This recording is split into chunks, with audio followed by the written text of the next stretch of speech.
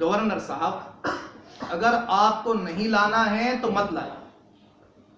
یہ میرے مہمان نہیں ہیں، یہ اللہ کے مہمان ہیں۔ اگر آپ انتظام نہیں کریں گے تو اللہ تبارک و تعالیٰ کسی اور کو کھڑا کر دے گا۔ اللہ کو آپ سے کام لینا تھا، اب تک آپ کو لگا کر رکھا، اب آپ نہیں کریں گے تو اللہ کسی اور کو کھڑا کر دے گا جو آپ سے بہتر ہو۔ کہا ٹھیک ہے وہ آپ دیکھ لینا، میں تو نہیں لاؤں گا۔ ٹھیک ہے، چلے گئے،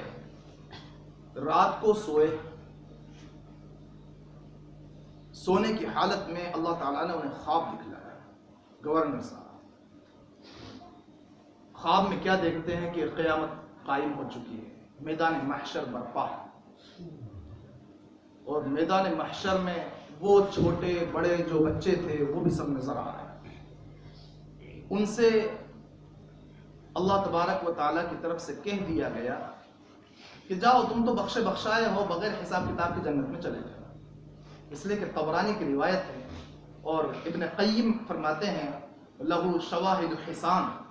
بہت سے اس کے بہترین اچھے مؤیدات ہیں، یعنی کئی طرق سے روایت منقول ہے کہ اللہ تبارک و تعالیٰ قیامت کے دن فرمائے گا، اللہ تعالیٰ قیامت کے دن کس سے فرمائے گا؟ علماء سے، علماء حقانی سے، علماء ربانیین سے، جو در حقیقت علماء ہیں، دلوں میں خوف اور خشیت رکھنے والے ہیں، علم و معرفت کے زیور سے آراستہ و پیراستہ ہیں، عمل اخلاص کے ساتھ کرنے والے ہیں، ریاکاری سے عجب سے بچنے والے ہیں۔ تو اللہ تبارک و تعالی علماء سے کل قیامت کے دن فرمائے گا کہ اے علماء کی جماعت سنو، اگر مجھے تم لوگوں کو عذاب دینا ہوتا تو میں تمہیں علم کی دولت سے سرشار نہ کرتا، مجھے تمہیں عذاب سے بچانا تھا، اسی لیے تو میں نے تمہیں علم عطا کیا، جاؤ میں نے تمہیں تو بخش رکھا ہے، جاؤ جنت میں داخل ہو جاؤ۔ چنانچہ وہ سب بچے ان کو نظر آئے کہ سب کے سب بچے ہیں اور ان کے لیے بغیر حساب کتاب کے جنت میں جانے کا فیصلہ ہو گیا ہے، تو وہ بچے کہنے لگے کہ چلو ٹھیک ہے چلتے ہیں، لیکن وہ اپنا بیل نظر نہیں آ رہا ہے۔ اللہ تعالیٰ نے فیصلہ تو کر دیا، لیکن وہ بغیر حساب کتاب کے ہم اکیلے نہیں جائیں گے، اپنے بیل کو بھی لے کر چلیں گے۔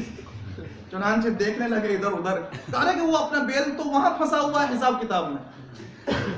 تو ان بچوں نے اللہ سے کہا کہ اللہ یہ دنیا میں ہمارا خیال رکھتے تھے، کھانے پینے کا بندوبست کیا کرتے تھے، ناشتے کا انتظام کیا کرتے تھے، ہم جنت میں اس وقت تک بغیر حساب کتاب کے نہیں جائیں گے جب تک ہم ان کو بھی اپنے ساتھ نہ لے جائیں۔ تو اللہ تبارک و تعالیٰ نے کہا ٹھیک ہے لے جاؤ، ان کو بھی ساتھ میں لے جاؤ، ان کو بھی ساتھ میں لے جاؤ۔ حدیث شریف میں آتا ہے کہ جنتیوں کی صف لگی ہوئی،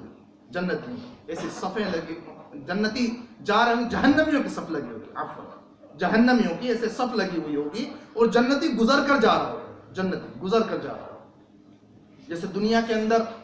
آپ نے دیکھا ہوگا دونوں طرف لائن لگی ہوتی ہے، کوئی گزر رہا ہوتا ہے جس کا استقبال کیا جا رہا ہوتا ہے، وہ گزر رہا ہوتا ہے۔ یا کبھی دہلی کی جامع مسجد، بھوپال کی تاج المساجد میں آپ نے دیکھا ہوگا، آپ گزر رہے ہوں، نیچے آ رہے ہوں تو بھیک مانگنے والوں کی لائن لگی ہوتی ہے، آپ ان کے درمیان سے گزر رہے ہوتے ہیں۔ تو بس قیامت کے دن ایسا ہوگا کہ جہنمیوں کی لائن لگی ہوگی، فاسقوں کی، گنہگاروں کی، مسلمان ہیں لیکن گنہگار ہیں، جہنم کے فیصلے ہو رہے ہیں ان کے لیے، اور ایک جنت میں جانے والا اللہ کا دوست، قرآن کو سمجھنے والا، عمل کرنے والا، وہ گزر کر جا رہا ہوگا جنت میں۔ اب وہ لائن میں سے ایک انسان آواز دے گا، او مولانا صاحب، او فلاں صاحب ذرا سنیے، آپ نے مجھے پہچانا؟ نہیں میں نے پہچانا، آپ بھول گئے، میں نے وہ فلاں وقت میں آپ کو ایک مرتبہ وضو کرنے کے لیے پانی دیا تھا، ایک مرتبہ وضو کرنے کے لیے پانی دیا تھا، آپ کو یاد ہے؟ پھر وہ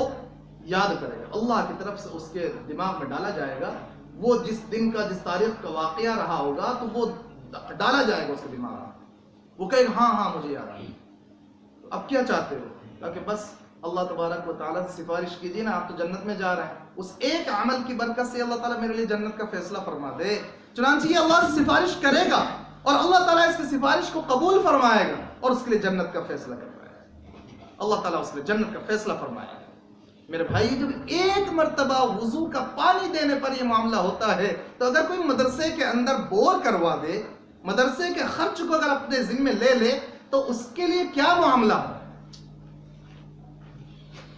تو وہ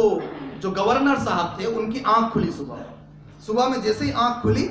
فکر ہوئی، انہوں نے فوراً بہترین سا، وہ پہلے جو ناشتہ لے جاتے تھے اس سے بھی بہترین ناشتہ تیار کروایا اور وہی سر پر رکھا اور ہاتھ میں ٹانگا اور لے کر چلے، فوراً چلے جا رہے ہیں مدرسے میں گئے اور پہنچتے ہیں اور پہنچ کر قاری صاحب کے حوالے کرتے ہیں کہ قاری صاحب یہ لیجیے۔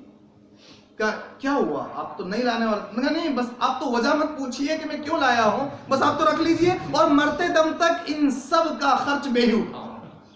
ان سب کا خرچ میں اٹھاؤں۔ میرے بھائیوں، ان پر جو کچھ ہم خرچ کرتے ہیں یہ ہم اپنی سعادت مندی سمجھیں، اپنی خوش نصیبی سمجھیں۔ اللہ کا شکر ہے آپ کے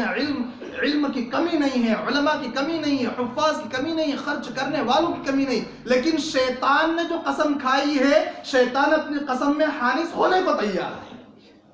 شیطان نے قسم کھائی کہ لَأُغْوِيَنَّهُمْ، میں گمراہ کر کے رہوں گا،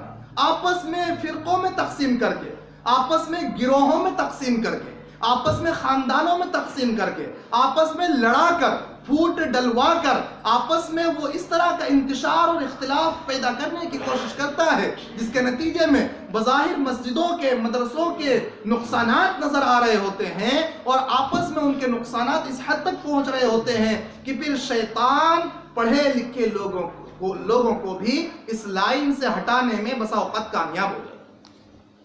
اس لیے میرے بھائیوں، ہم علم کو سمجھیں، علماء کی قدر کریں۔